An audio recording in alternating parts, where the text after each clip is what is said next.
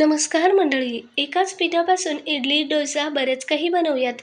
ज्या वाटीने तांदूळ मोजून घेतले त्याच वाटीने डाळही मोजून घेतली. शिवाय एकत्रच सर्व धान्य भिजवून आता एक 4 ते 5 तास धान्य भिजू दिले. त्यानंतर आता वाटण्याच्या वेळेसच पोहे भिजवून सर्व वाटलेल्या जिन्नसमध्ये मिक्स करून घेऊयात.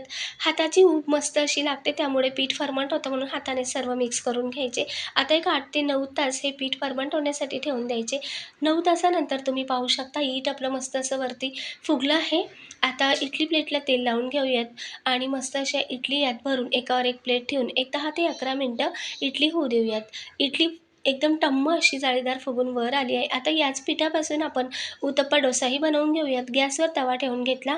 चंद्रासारखा गोल गरगरीत असा उत्तप्पा पसरवून घेतला. कांदा, कोथिंबीर तुमच्या आवडीनुसार अजून काही टाकू शकता. डोसाही बनवूयात.